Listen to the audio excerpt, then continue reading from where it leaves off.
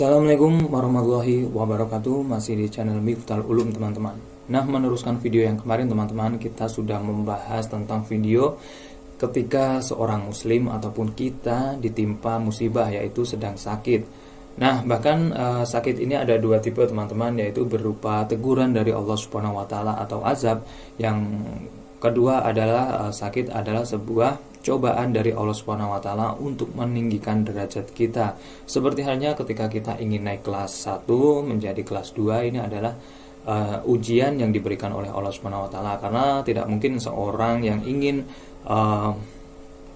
menaikkan derajat ataupun ingin naik ke kelas 2 pasti akan diuji. Kita akan diuji oleh Allah Subhanahu wa taala sesuai dengan kemampuan kita, dan juga ketika kita bisa melewatinya, kita akan menjadi diri lebih baik dari diri sebelumnya. Ini adalah suatu ujian dari Allah Subhanahu wa taala. Dan kita kemarin sudah membahasnya panjang lebar. Dan untuk video kali ini teman-teman, kita akan membahas doa apa saja yang dikabulkan oleh Allah Subhanahu wa taala, tepatnya doa yang diaminkan oleh malaikat. Dan untuk teman-teman yang mungkin menyukai video ini, silahkan subscribe channel Miftahul Ulum, dan jika masih penasaran silahkan tonton sampai habis dan berikan komentar yang positif tentang video ini teman-teman. Oke, kita melanjutkan tentang tema doa apa saja yang diaminkan malaikat ataupun doa yang diaminkan malaikat. Kita akan membahasnya. Teman-teman pernah mendengar hadis riwayat Imam Muslim teman-teman, wa ma kamitsluhu wa ma kamitsluhu, artinya ketika kita berdoa bahwa malaikat di atas kepala kita ikut mengaminkan juga.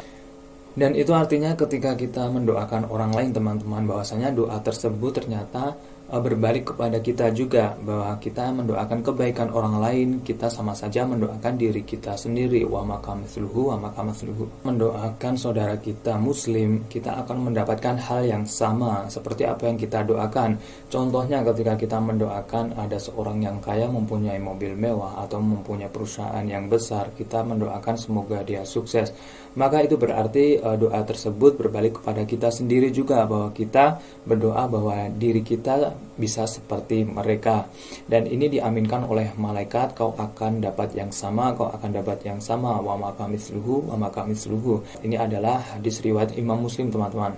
Jika kita sudah mendoakan teman kita yang muslim dan dia menjadi orang yang sukses, bahkan dia menjadi berkah, dan harta-harta tersebut misalkan dipergunakan di jalan Allah dan menjadi berkah buat dia, dan ternyata kita mendapatkan pahalanya juga teman-teman.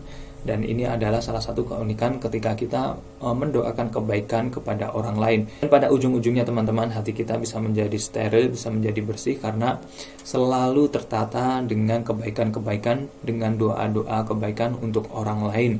Tidak ada perasaan suudzon, prasangka buruk kepada orang lain, bahwasanya ada orang-orang yang mungkin saja ada orang-orang yang tidak suka ketika orang lain mendapatkan nikmat. Ini adalah satu penyakit hati, ketika ada orang lain diberi nikmat, dia merasa tidak suka. Dan kita bisa menjaga hal itu dengan ketika kita mengamalkan apa yang telah diriwayatkan hadis Imam Muslim tadi. Ketika kita berdoa kepada saudara kita yang muslim, kemudian malaikat mengaminkan, maka ada pahala, ada keikutsertaan pahala dia yang menjadi berkah, dan kita juga akan mendapatkannya. Kita selalu merasa bersyukur, dan juga kita akan mendapatkan pahala dari apa yang kita doakan untuk orang lain teman-teman.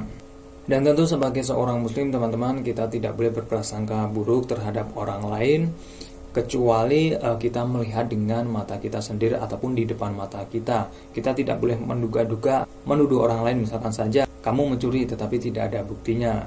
Ini tidak diperbolehkan dalam agama Islam, menuduh orang lain tanpa bukti, kecuali dia mencuri tetapi di depan mata kita dan ada buktinya. Ini diperbolehkan karena ada bukti dan juga kita melihatnya langsung teman-teman. Oke, balik lagi teman-teman tentang doa yang diaminkan oleh malaikat.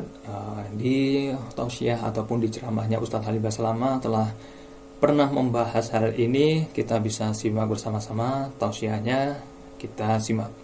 Nabi SAW, hadis sahih riwayat Imam Muslim, kata Nabi SAW, siapapun mendoakan saudaranya muslim, maka di atas kepalanya malaikat berkata, wala kamithluhu wala kamithlu, kau akan dapat sama, kau akan dapat sama.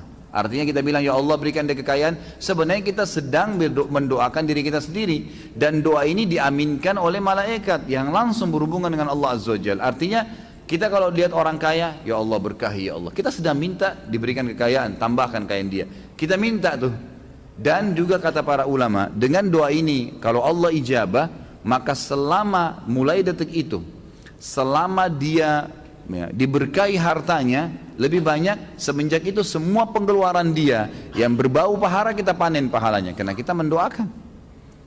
Jadi ada keterlibatan pahala ke dia, ada doa untuk kita pribadi. Itu kan luar biasa itu. Dan ini semua ujung-ujungnya sebenarnya untuk mensterilkan hati seseorang. Ya kan, otomatis kita jadi tidak hasut sama orang. Oh ternyata dia punya kelebihan, ya Allah sudah kasih, ya Allah berikan saya seperti dia, atau berkahi dia, gitu kan. Nggak masalah. Bahkan sebagian ulama mengatakan boleh orang itu ghibtah.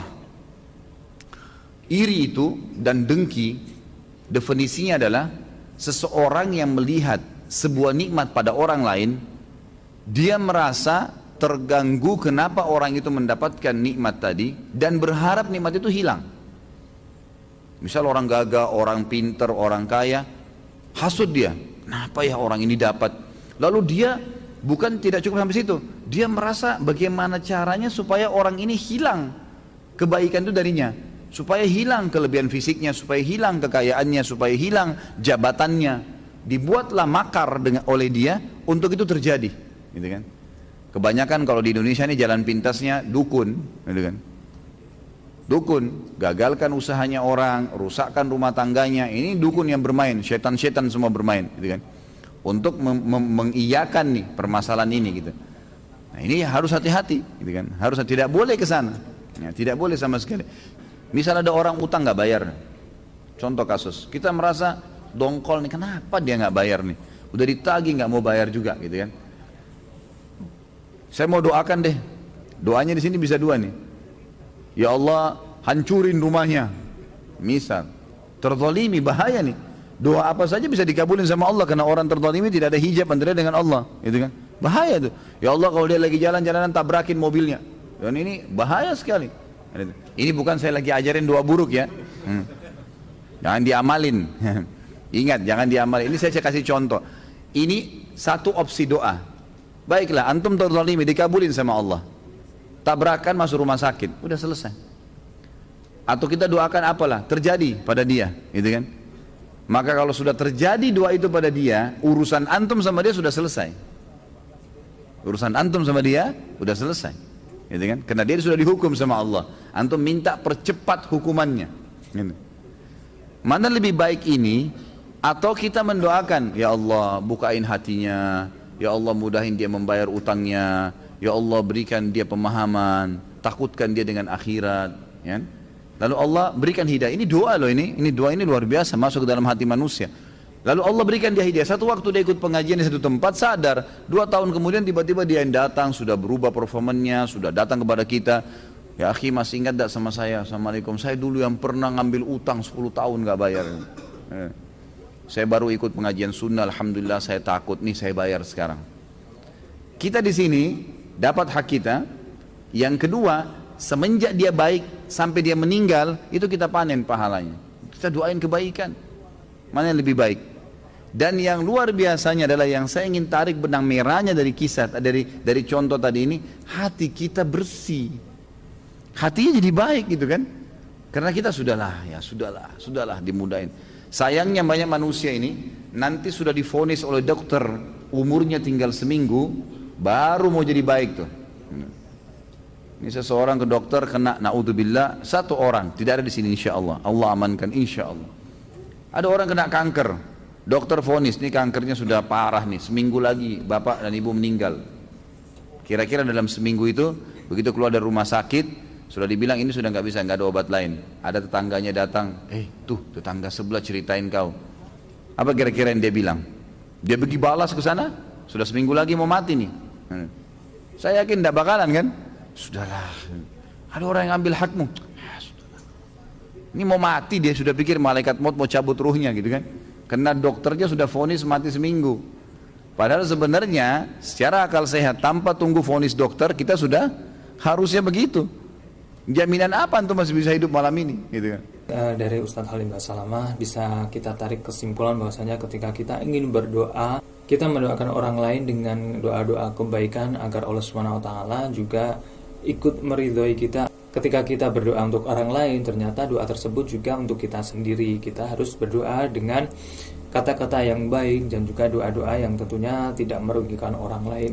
Dan juga kita dianjurkan untuk selalu berprasangka baik kepada orang lain, jangan mudah iri, dengki hati, karena semua hal itu tidak baik untuk kita sendiri juga. Karena semua apa yang kita ucapkan, semua apa yang kita lakukan bisa kembali terbalik kepada diri kita sendiri, mempunyai pikiran yang selalu positif, perbuatan yang positif. Nah, mungkin itu saja teman-teman video kali ini. Jika merasa bermanfaat, jangan lupa untuk subscribe dan like video ini. Jazakallahu khairan. Wassalamualaikum warahmatullahi wabarakatuh.